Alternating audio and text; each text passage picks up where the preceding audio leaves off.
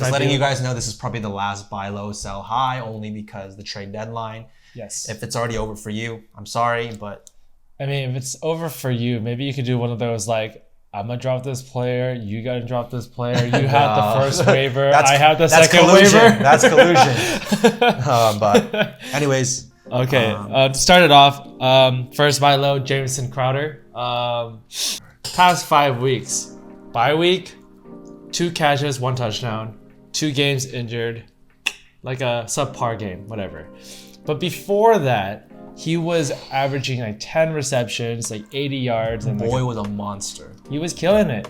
And, you know, he played last game, slightly injured still, but he still played and he still was able to get a touchdown. If Flacco is starting QB still, he likes him. If Darnold's a starting QB, he likes him. I mean, Crowder is like he's by far the best receiver. Yeah, and he's the only like shining light in the Jets offense, basically. So right now would be the perfect time to buy low. He might be the guy that, you know, ends up winning you your fantasy league. He might go off, especially in PPR. Yeah, if you're in PPR, you gotta get him. You gotta get him. He's for sure like standard. We could see why you wouldn't necessarily go after him, but PPR, he's money. Yeah, if you're in PPR, I would trade for him. I would trade away like Boyd for him. Oh, I would too. Yeah, like I feel like you could probably get that straight up right now. Yeah, in my opinion. Yeah. Okay. But yeah, so that's my first buy low. Next buy low for us is Aaron Jones. He's a still hefty buy low because you still have to pay up something for him because he has a brand name to him. But that being said, we think he can do better. Yes. He's been sort of on a downtrend as of now. He hasn't been doing as well, but he has a very favorable playoff schedule in our opinion. And just he can hurt you in so many ways. He's also like that Kamara type of running back. He's a Swiss Army knife.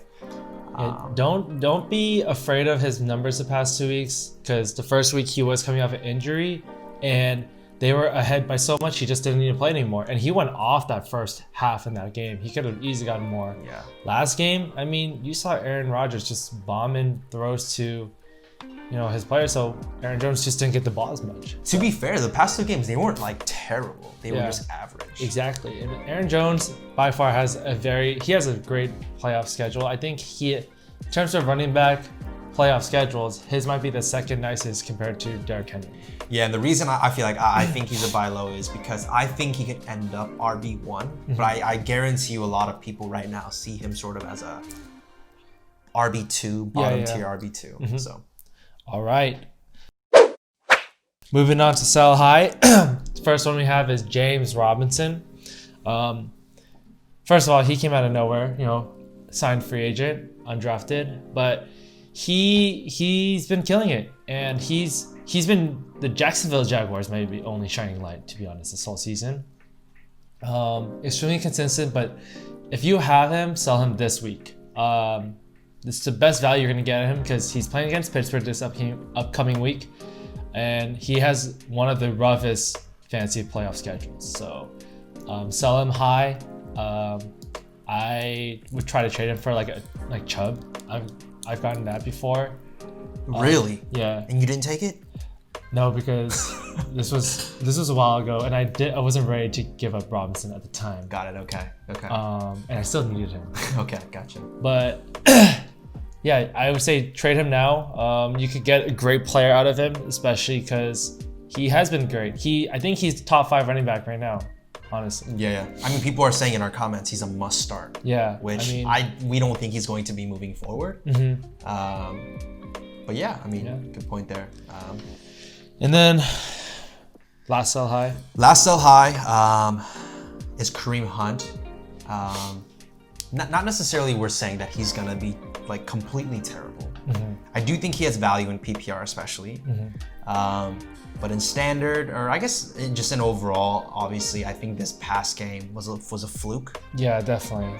The weather was bad, and he killed it. So I think you can use that sort of as a trading piece, as a trading argument, I think, to get a little bit more value.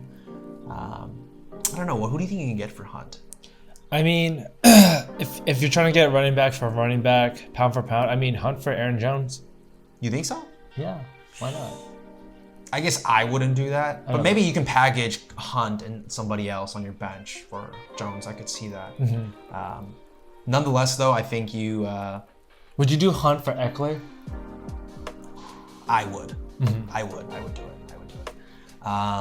But mind you, you should be in playoff contention if you do that though. You Because Eckler's still out. Yeah. But nonetheless, Hunt will still provide some value, as we said. So not necessarily you need to like get rid of him now, like some of our other candidates. But if you want a little improvement in other areas of your team, and let's say you already have good stable running backs, Hunt, I think you could sell high, especially, with the game he had. If you had a stable, like let's say you had two other great. This is perfect. I have that. So right now I have Aaron Jones and Dalvin Cook. Okay, so you have Hunt as your. And I have like Antonio Gibson. And I have Raheem Mostert on my bench. Okay, I have a.